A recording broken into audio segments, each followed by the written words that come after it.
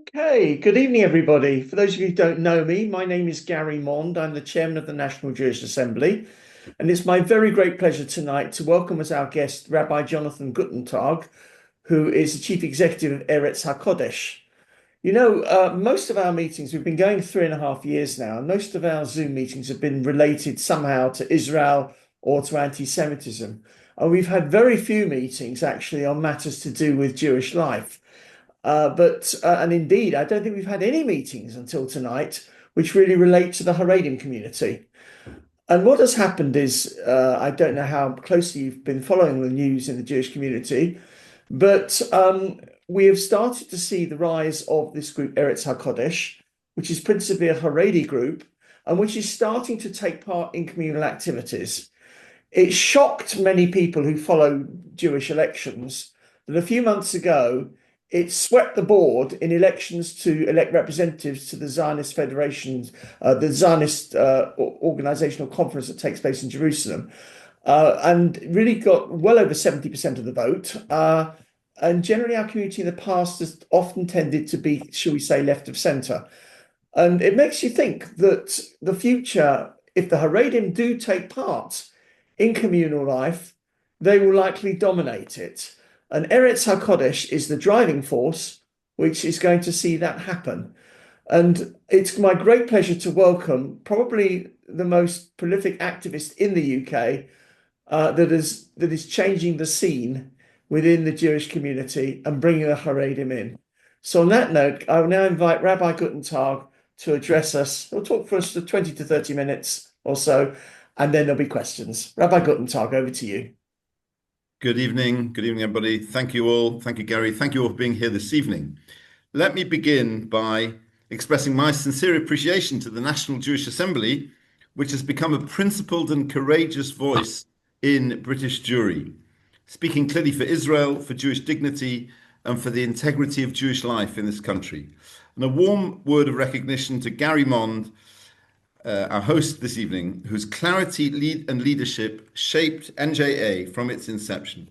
Gary, your commitment has given British Jewry an unapologetic platform at a time when clarity is needed more than ever. And finally, thank you, the audience, for your time, your interest, and your concern for the future of the Jewish people. Your presence itself reflects responsibility. Let me firstly begin on a personal note.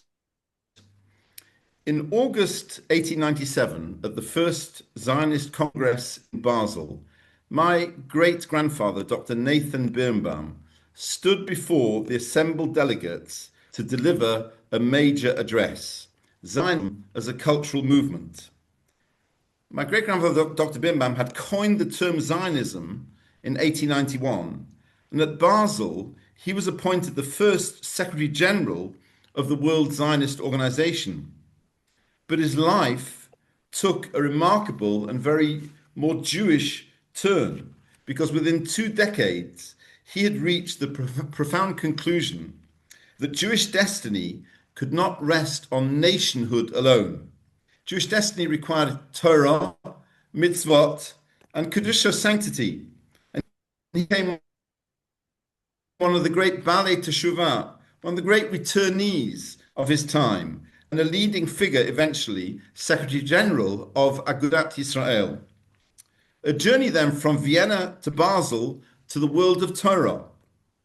But last month, when I stood in Jerusalem at the 39th World Zionist Congress, representing Eretz HaKodesh, I felt that circle turn, Basel to Jerusalem.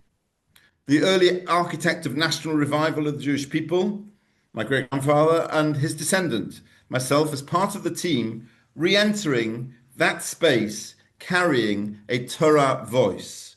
History indeed has a long memory.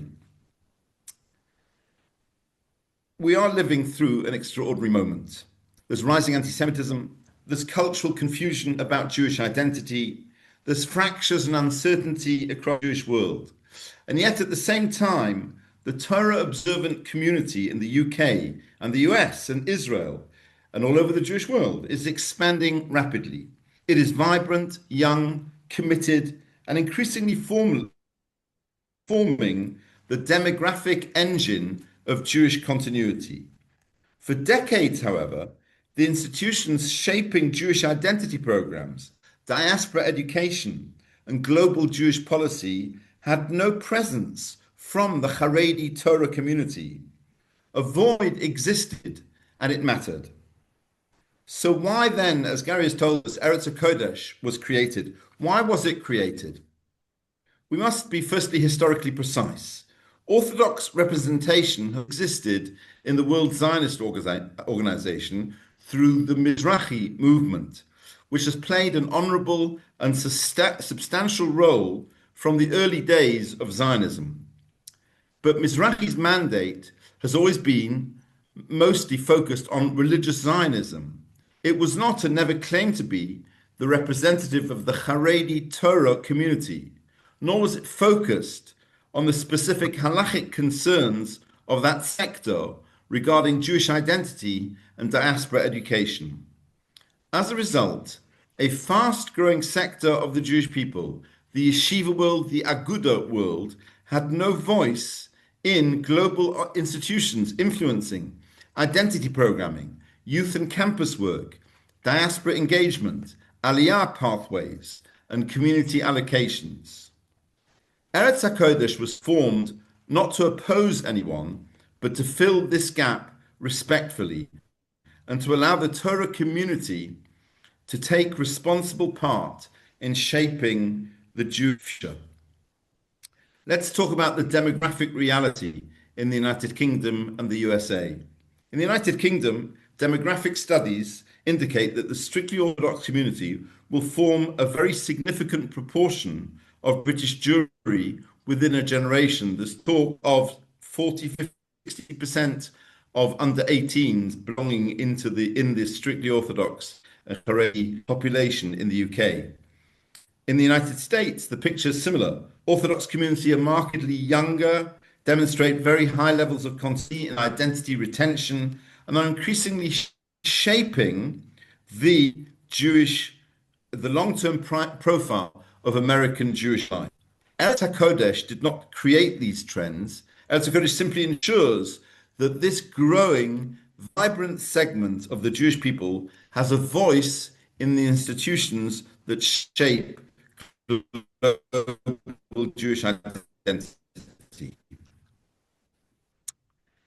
Let's turn now to the beginning 20. Rabbi Pesach Lerner approached about establishing Eretz HaKodesh in the UK. Immediately, that such a step required one thing above all. In order to mobilize the Orthodox Haredi community in the UK, a clear directive from the most senior Torah authority in the UK would be needed. And without question, the only figure that could provide that level of authority and certainty was the venerable head of the famed Gates of Yeshiva, the great Rabbi Avraham Gurvitz. At the time, he was in his mid-80s. He's now approaching 90. But he is a great Torah scholar. Hundreds of students flock from all over Britain, from all over Europe, from all over the Jewish world to come to attend Gates of Yeshiva to hear his daily shir and lecture in advanced Gemara. That was in 2021. At that stage, Eretz HaKodesh had only surfaced in the World Zionist Congress elections in 2020. There are elections every 5 years. And most people in this country had been unaware of that development, of the establishment of Eretz HaKodesh as a Haredi party at the World Zionist Congress. But Rabbi Avram, as we know him, was aware of this development because his former students living in Israel and America had actually called him in 2020 to consult him on whether to vote for the first time as Haredim in the World Zionist organizations. And he had replied to his students that he was unable to guide them since it was unclear whether the most senior Torah authorities in Israel were or were not in support of creating a Haredi Orthodox presence in the Zionist institutions. There were, he said, contradictory reports about the views of Rabbi Chaim Kanievsky. Said Rabbi Avram to me, but if you go to Eretz Israel, You get a massive message back to me from the Gedolei Israel, the great leaders of the Torah community, that they're in favor. I'll be able to be in favor. 2 weeks later, a meeting was arranged for me in the home of the great Torah leader, Rabbi Chaim Kanievsky. It was the last few months of his life, in Bnei Barak, arranged by Eretz HaKodesh leading figures, Rabbi Nehemiah Malinovitz, and the member of Knesset, Yitzchak Pindrus. And the question was put to Rabbi Kanievsky directly and respectfully. Rabbi Guttentag is here on behalf of Rabbi Gurvitz of Gateshead. May the Haredi community, is it the right thing for them to take part in the WZO in order to uphold Torah values and to ensure that the weight of numbers at the ballot box, that the decisions affecting Jewish life are guided by a strong and principled Torah voice, especially when there are other major influences around there which may not align with those values. Rabbi Chaim Kanievsky, for those who knew him, was not a person who answered questions at length, and here too his answer was brief but clear. Wishing you blessing and success. And I returned to Gateshead a couple of weeks later with a video of the encounter to show Rabbi Gurvitz. A year went by, we're now in 2022, and it was time for Eretz UK to establish itself and apply to join the Zionist Federation UK. But in order to do so, Eretz HaKodesh UK had to adopt what's called the Jerusalem Program, the credo of the Zionist movement. I printed off from Wikipedia, and again I brought it to the home of Rabbi Gurvitz to share with him. He read it slowly, line by line, the 6 clauses, and then he said, there is nothing here that a from Torah-committed Jew cannot identify with and sign up to. And with that clear decision, we could proceed. I want to share with you, and actually I'm wondering if Steve Winston could possibly share a screen here, because Steve, are you there? Yes, I'm here. Just hold on, let me get the file. Okay, which page? Thank you. Yeah, we're up to there. That page, number 9. Sorry, number 9. Down from number 9. There we are. The Rabbi Gurvitz letter. There's a letter from Rabbi Avram Gurvitz. Rabbi Avram Gurvitz I explained to Rabbi Gurvitz that Eretz HaKodesh UK needed for its application to the Zionist Federation to show that it had members, and for that we would need a public membership drive. But that in turn need a public show of senior rabbinic support. And so in May 2023, 5782, Rabbi Gurvitz penned May 2022, Rabbi Gurvitz penned the handwritten lines. And this is what he wrote. In light of new awareness of the central role played by the World Zionist Organization in Eretz Israel, Gedolei Israel, Rabbi Kanievsky and Rabbi Shmuel Kamenetsky have ruled that it's vital that the opinion of the Torah observant community should be brought to bear on the decisions made by the leaders of the World Zionist Organization. This is in the same way that the great rabbis had ruled it vitally important that the government of the State of Israel should hear the opinion and the settled will of the Torah observant public. And that is why there are religious parties, Agudas Yisrael and Dagla Torah and Shas, which function in the Knesset. And Gedolei Israel have decided, therefore, that those who are shown Torah mitzvahs should register as members of the Eretz HaKodesh movement, which is affiliated with the World Zionist Organization, so that they can play a decisive role in the appointment of the leaders of the World Zionist Organization. And so Rabbi Gurvitz had, Steve, you can go back to me, by examining the Jerusalem program with great care and finding that nothing in it posed a halachic difficulty for the Haredi community, in his view. And then by issuing his public letter, Rabbi Gurvitz had laid the foundations for a serious mobilization within the Haredi community. And he had explained that just as Torah Jews participate in Knesset elections to ensure that a principled Torah voice is present in matters affecting Jewish life in Israel, so too must that same sense of responsibility guide our engagement with the institutions of the WZO, and his endorsement had provided clarity, legitimacy, and the framework for those loyal to his leadership to take part with confidence and with purpose. I notice that somebody's got their electronic hand up. Let me say that Yes. at the end of the presentation, I'll be very happy to take Yes, that's what I intend. Yes, absolutely. questions. Yeah. Okay, thank you. Off we set now on the legal journey, and maybe Steve, if you want to just put the next slide up, section number 9, the legal journey. Off we set now on the legal and procedural journey on behalf of Eretz HaKodesh UK to be admitted to the heart of the Zionist establishment. In 2022, section number 9, hopefully. Yeah, sorry. Slide over. Sorry about this. We hadn't rehearsed this as we should have done. The legal journey. Can you see that one? The legal journey. There we go. In 2022, with more than 300 registered members and with Eretz HaKodesh formally incorporated charitable company limited by guarantee, we submitted our application for membership of the Zionist Federation UK. The response we encountered was, let's say, non-committal. There was no clear yes, but neither was there a formal refusal. There were long periods of silence, there were delays, there was an absence of engagement. It appeared, at least from our perspective, that the hope might have been that we would simply withdraw or lose momentum or sort of go away. But process matters, transparency matters, fairness matters, and so in accordance with the constitution of the WZO, we exercised our right of appeal to the Supreme Zionist Tribunal in Jerusalem.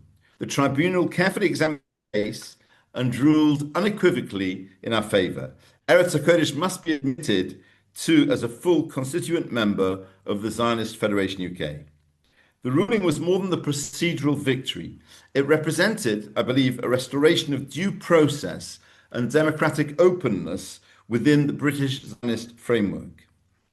But it's important to note that more than this was the only area in which Eretz HaKodesh helped bring renewal, because although the constitution of the World Zionist Congress and the World Zionist Organization required there to be free and fair and open elections every 5 years for the World Zionist Congress, the fact was the only place where full open elections for the World had been held was regularly held was in the United States. There had not been elections for the World Zionist Congress for over 20 years in the UK or elsewhere. Across much of the Jewish world, seats were traditionally allocated through long-standing internal arrangements rather than through genuine broad communal participation. Eretz HaKodesh, for its part, believed and continues to believe that representation in global Jewish institutions must rest on transparent, democratic elections open to every Jew. From the outset, that we made clear that we were entering the system only on that basis. Our insistence on a fair and open process contributed to the wider restoration of fully democratic WZC elections, both here in the UK, where once again, and also elsewhere in the Jewish world, where entire community had the opportunity to vote.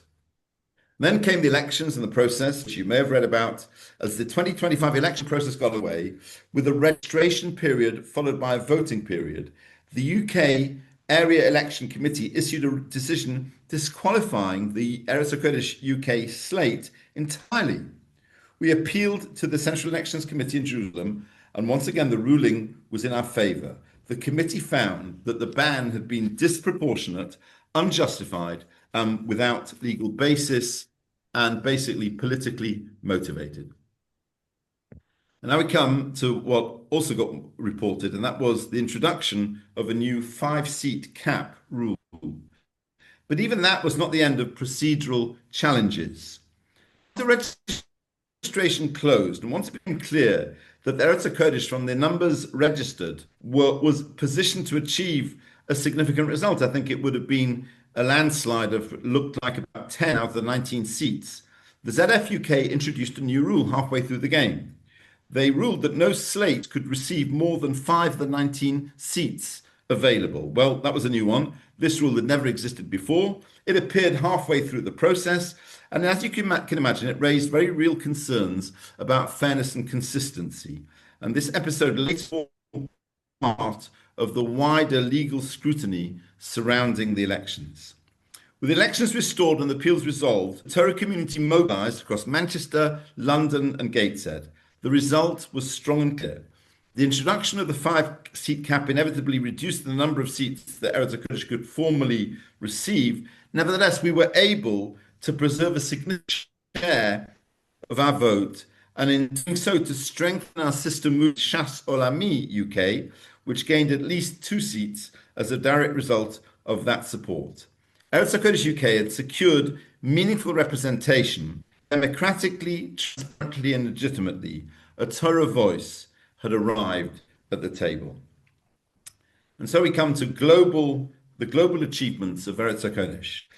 What in the UK in 2025 was part of a much larger global development, because in 2020, Eretz HaKodesh was essentially a single movement operating in the United States with 25 delegates at the World Zionist Congress, 25 out of the overall 500. By 2025, that picture transformed. Eretz HaKodesh, in partnership with Shas Olami and another party called Am Yisrael Chai, and other Torah-aligned groups across the Jewish world, had formed a broad international bloc of over 90 delegates. In other words, from around 5% of the Congress to approximately 20% of the 500 delegate Congress, a 4-fold increase in just one cycle. This level of representation, combined with the help of the Almighty, Siyata D'Shmaya, led to unprecedented outcomes. As a result, at the World Zionist Congress, negotiations that are currently concluding in these current weeks. And that is two seats on the WZO executive, 2 seats on the Keren Kayemet Israel JNF board. Representation doubled or tripled across multiple regions worldwide, and the emergence of an Orthodox bloc capable of balancing the long dominant liberal bloc. For the first time then, since the founding of these institutions, the Torah community is a serious, stable, and influential presence in the bodies that shape global Jewish identity, education, programming, and diaspora priorities.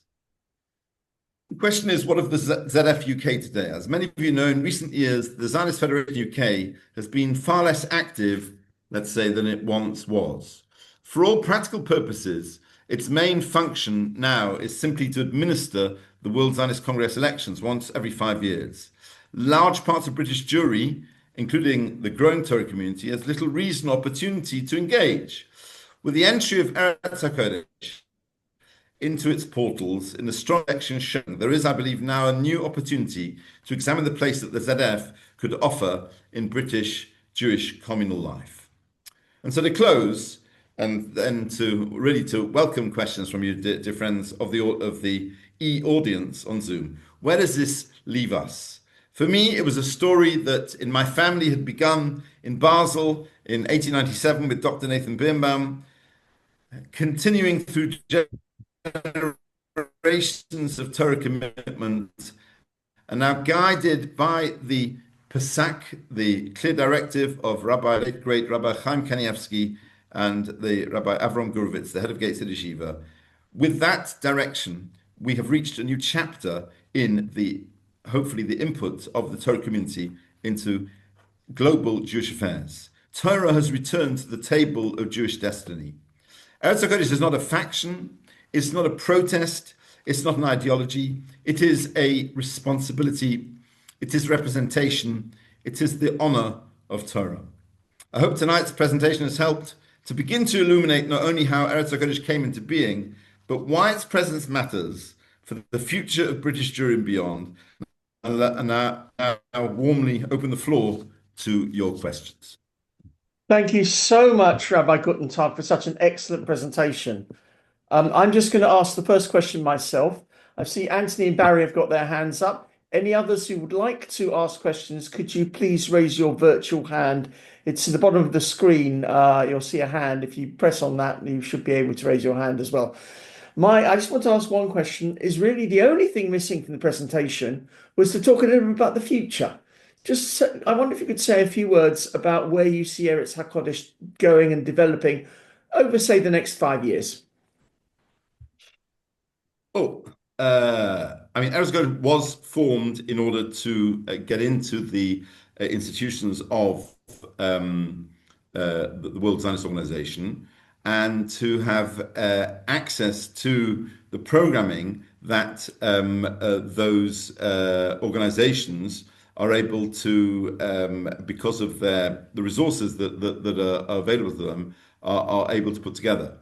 And so I think with my colleagues in Eretz HaKodesh Central in Israel and America, we'll be looking, now that we know what the results are, we'll be looking to see what resources will be available to the Torah community and how, therefore, our needs can be addressed, and the needs of strengthening Jewish education, Jewish outreach, and Jewish identity programming, and seeing how they can, we are newcomers there, but narrowly within the confines of those organizations, but extensively because of what their reach represents. We hope to make a significant contribution. Having raised our heads as an entity and having mobilized the Haredi community, we hope to be able to help revitalize the Zionist Federation, I would say, and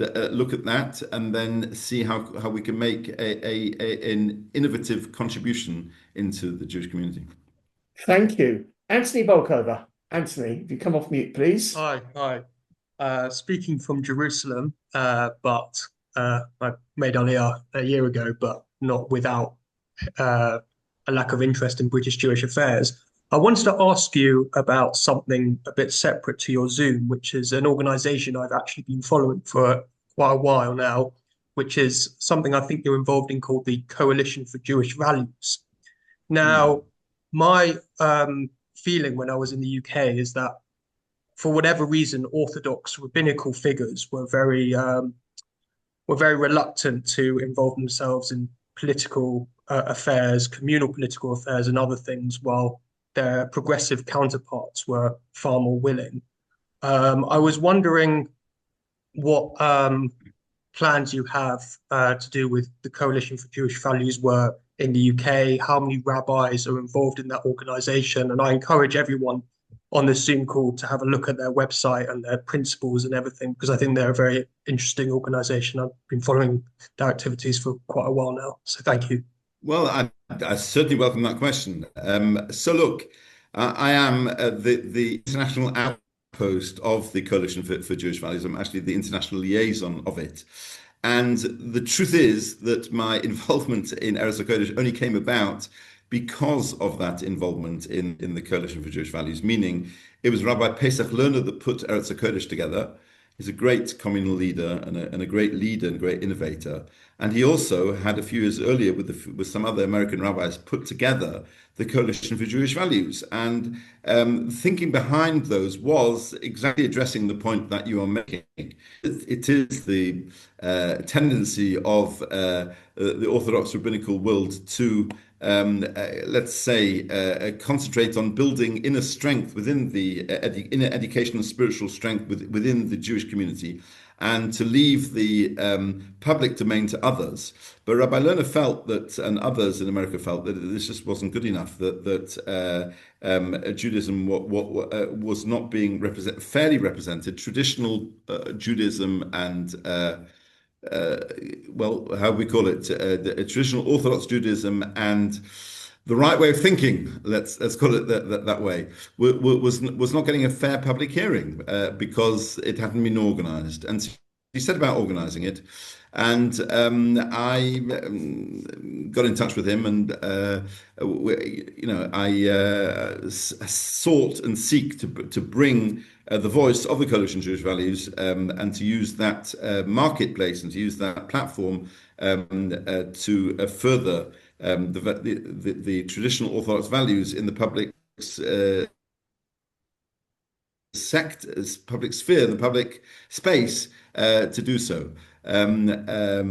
Just recently, in the last couple of weeks, it wasn't featured very widely. It was featured on Eretz HaKodesh. We put out a statement about the BBC, about what was emerged about the BBC's unfair and slanted coverage towards Mr. Trump, but also towards Israel. And we're certainly there, but I'm very happy to fly the flag for the Coalition Jewish Values. Anybody wants to be in touch with me to help me develop it, I'll be delighted to work with them on that important project. Thank you. Thank you, Rabbi Guttentag. Barry Epstein. Barry. Can you hear me, Gary? Yes, I can hear Thank you. Rabbi, Shalom. Yeah. My journey started under Moshe Rabbeinu. I'm a Levi. So I go back a bit further than you. My story started. I grew up in post-war London in a non-Jewish world. And I still live in a predominantly non-Jewish world. My father taught me one is a Jew in the head, on the heart, and through Jewish action. My Jewish action was when I was meant to attend synagogue as a small boy.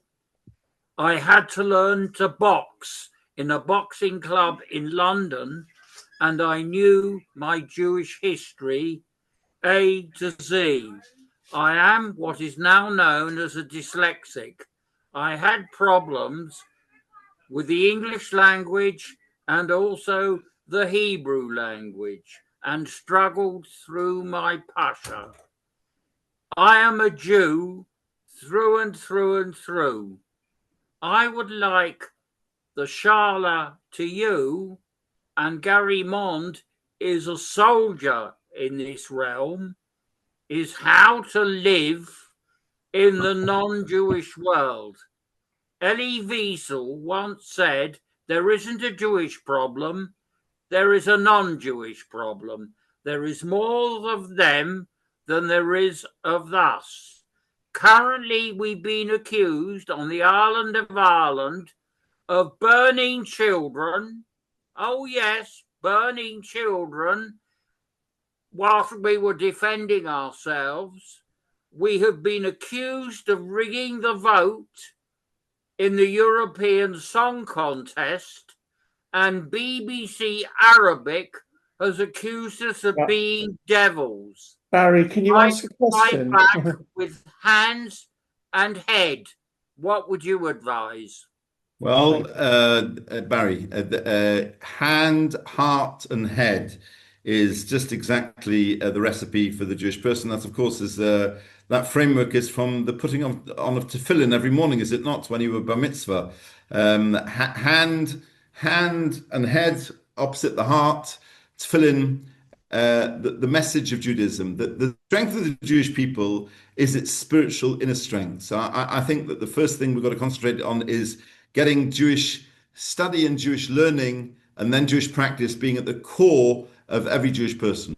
Once the Jewish people has got its inner commitment strong, they'll be able to don the boxing gloves, whether they're physical boxing gloves or mental and spiritual boxing gloves, to give them the fortification necessary to survive in the Jewish world, in the non-Jewish world, whether as individuals, as families, or as communities, or as nowadays we're blessed with a collective state of the Jewish people, the state of Israel. But it's that inner strength that you refer to, going all the way back to Moshe as a Levi. That's the inner strength that will ensure that we have the tools necessary to survive in these challenges of the world.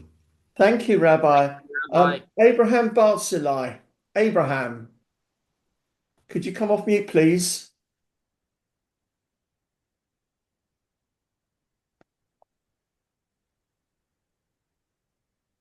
Don't see. Mr. Barzilai, could you come off mute? Okay, all right. I have one more question. By the way, please, there's time for other questions. So if there's anyone else wants to ask, please do come forward and ask. My other question is, what, to my mind, coming outside the Haredi world, I see Eretz HaKodesh as essentially possibly a vehicle for making Israel appear more attractive to Haredim, who hitherto have not taken a great interest in matters related to Israel. Is that fair? Is that a fair assessment? Well, well, I don't know if it's fair, but I hear the question. It might appear like that, but actually, it's if you look at different parts of the community, have got different media and different papers. We're all familiar with the sort of mainstream Jewish community and its papers. People perhaps not aware of the Haredi Jewish paper, that maybe the main one, Hamodia. Hamodia is like 70 pages every week, full of every detail imaginable about life in Israel and military life and political life and the Israeli army and the Israeli foreign policy and Israeli politics. So I think that is a misreading actually of the Haredim. I think the Haredim is passionately committed to the Jewish collective, the modern Jewish collective, which is the biggest now collection of Jews. They're passionately committed to the safety, the security, the well-being of the individuals. They're all very invested there. Everybody in the Haredi community has got children, grandchildren, nephews, nieces, aunts, and uncles. It's just done in a different cultural manner to the mainstream Jewish community. And part of Eretz HaKodesh's job is to reach out and share and ensure that good bridges where we see that the Haredi community is a natural partner of the mainstream Jewish community in the defense, in the promotion, in the well-being of Israel and the Jewish people. Thank you very much. Keith Rowe. Keith. Yes. Good evening, Rabbi. Thank you for we're all heading in the same direction. We've just got to happy. Sorry, hello? Sorry, hello. Can you hear me? Yeah. Yes, I can hear you. Sorry, I had another voice. Thank you for interesting presentation. I'd not heard of your organization really at all before hearing about you this evening. So thank you for sort of filling me in on this. So perhaps you could answer me two sort of slightly allied questions, if you would. Does the existence of your organization mean that the Haredi community is going to be, from now on, far more involved with what I would call mainstream Jewish community politics? Because I see the Haredi community as a little bit aside and a little bit insular, or very insular, certainly from my point of view. And I'm wondering if this means that you're opening up the Haredi world a little bit to being involved in far more general communal matters. And just following slightly on from something that Gary said before, or that you said, can you tell me what your policy is as an organization vis-a-vis Haredi? I know it's a huge debate going on in Israel, Haredim joining the IDF, and whether you would be, as an organization, in favor of young Haredim men and women, as I would see it, playing their part generally in the defense of the nation, as well as studying Torah. Thank you. Thank you. Thank you for important two questions. Let's try and deal with each of them. Does Eretz the landing from Mars, as it were, of Eretz HaKodesh and the communal scene presage a general engagement? I personally would like to see so, but as I've outlined it, Eretz HaKodesh has been able to take this step because the Haredi community's lead identifiable leader agreed with the move that had been taken internationally and therefore authorized it to happen, and that is why it was enabled to happen. Whether that same whether the same whether the same thing. I mean, obviously, we're talking about the border deputies, are we not? That in the 1970s, the Haredi community walked out of the border deputies. For those who know Well, that. I don't blame you on that. No, no. I'm not You can specifically feel at the talking time. Well about done, the Board of yeah. Deputies. I'm talking more about Yeah. involvement across the board, not Well, look, just Board of Deputies. hang on. Let me simplify and try and simplify and say, I would hope that this is the start of of greater involvement. I can't guarantee it'll happen, but if the right framework emerges, and this is a question of frameworks, if the right frameworks emerge, then we can try and move down that direction. Because I agree with you that the absence of this very significant section of the community is to the detriment of the overall community. It'd be much better to have the Haredim involved. We've got to find the right framework in order for this to happen. Eretz HaKodesh put forward the correct framework. It got the right backing, and it's happened. That being said, within the Haredi community, it hasn't been without its controversy. Be very open about that. If you do further research, Googling, you will see that. Nevertheless, Rabbi Guttentag provided strong leadership and backing, and that is why this took place. Okay, let's move over to the other hot potato with which you've gently lobbed in my direction, and that is of course, Haredi participation in the IDF is a matter of, well, you only need to look at the news to see that it's a matter of contention. It's not a simple matter. Let me just say the following, and this is not an escape. The Eretz HaKodesh is about Chutz La'aretz. It's about outside Israel. Therefore, Eretz HaKodesh does not get involved in this matter, because the WZO does not get involved in the matter, because the matter of drafting citizens of Israel into the State of Israel belongs within the domain of the State of Israel. So that's a simple answer to your question is, this is outside the sphere of competence and the sphere of involvement of the Eretz HaKodesh party, as it is of the World Zionist Organization, because it's about the diaspora. I would just say the following, however, that like my answer to the first question, if the right framework is found, then I believe this will be the right way for these matters to be addressed, and for the Haredi community to play its proper part in the strengthening of the defense of the country. It's all a question of appropriate frameworks. But again, I'm just throwing that because really the simple answer is this: that it's not a because it's about Eretz HaKodesh is about outside of Israel. We can't really deal with it in a real and meaningful way. It's interesting because that's a parallel answer to what the National Jewish Assembly gives when asked about internal Israeli politics. We take no sides on internal Israeli politics. So much so that if you cast your mind back to the 2022 election, when Lapid was still prime minister and Netanyahu was in the opposition, there was a major deal done with Lebanon via intermediaries on the oil resources. And a number of people thought we should support it. I said, this is a contentious issue in the Israeli elections. We have to stay silent. And we did. So yes, I would completely agree with you. Any other questions? Last chance to ask any other questions. If not, in a moment, I'm going to ask Steve Winston to propose a motion of thanks.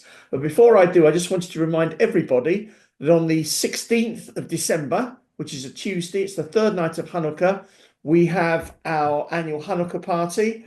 The guest speakers are Jake Wallace-Simons, who's the former editor of the Jewish Chronicle, who's now a star at the Telegraph. He has articles published almost every day. And for those of you who watch GB News, Nana Akuya, who is a very, very popular presenter. So those are our two guest speakers that evening. And I hope as many of you come as possible. Please contact the office to get yourself a ticket for them, or tickets for them. And we also have the next face-to-face event will be in January. I think it's the 26th of January. And that we have Suella Braverman coming to talk to us I can't reveal the venue because it's confidential at the moment, but it will be not a million miles from London, and it will be an opportunity to question Suella Braverman, the former Home Secretary. Okay, on that note, and there may be one or two other Zoom meetings in between, by the way, which of course you'll be notified of. On that note, can I hand over to Steve to propose a motion of thanks? You can. Thank you, Gary. Rabbi, thank you for your time this evening. Much of what you spoke about brought back memories of our discussions back in 2020 and 2021 when I was at the Zionist Federation and you came to us wanting membership, and I was we were very excited at the prospect, and then it was very disheartening to see the sort of hurdles that were lobbed at you in order to become a member. But it's wonderful to be able to see the progress that Eretz HaKodesh has made over these past few years, and it's indeed a momentous progress, and wonderful to see such a group, such a party, as per the title of this evening's event, at the Zionist table. It's what is needed, and I think one of our guests this evening, Anthony Volkover, mentioned the Coalition of Jewish Values, again, an organization that I follow closely. So it's wonderful work that you're doing, much needed work that you're doing for the Jewish people, for the future of Eretz Yisrael. And yeah, kol hakavod, may it please, Baruch Hashem, please God, long continue. And may you just continue on a very upwards trajectory. So thank you very much on behalf of us all, on behalf of our guests this evening. Thank you for your time. And, please God, we'll be in touch in the future. So thank you. Thank you, Steve. Thank you, Steve, for those Thank you very very much, generous words. Thank you, Gary. Thank you, everybody. Gary, Thank you. Yeah. do you have anything else you'd like to No, say? just to say thank you to everybody for coming, and thank you to Rabbi Guttentag. And I'll see you all, and I hope to see as many of you as possible on the 16th of December. Okay, have a good remainder of the evening. Thank you.